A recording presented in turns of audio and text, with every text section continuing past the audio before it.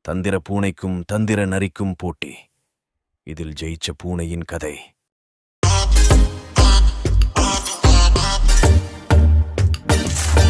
இவா குட்டி, சப்ஸ்கிரைப். ஒரு நாள் பூனைக்கும் நரிக்கும் ஒரு போட்டி வந்துச்சு. இந்த காட்டிலேயே நாதான் தந்திரக்காரன்னு நரி சொல்லுச்சு. இல்ல நாதான் தந்திரக்காரன்னு பூனை சொல்லுச்சு. உடனே ரெண்டும் சேர்ந்து ஒரு போட்டி நடத்தி யார் நல்ல தந்திரக்காரன்னு முடிவு பண்ணலாம்னு நினைச்சுச்சுங்க. அதுக்காக வேட்டைக்காரர்கள் அதிகம் உலவுற காட்டு பகுதிக்கு ரெண்டும் போச்சுங்க.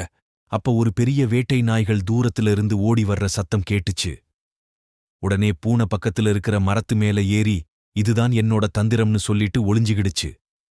உடனே நரி முன்னையும் பின்னையும் ஓடி தன்னோட கால் தடத்தை தரையில பதிச்சுச்சு.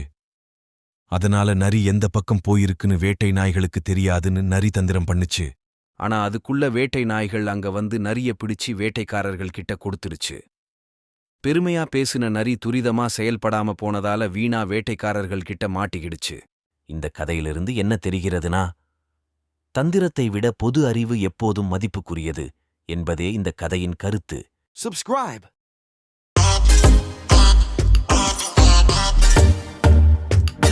இவா குட்டி.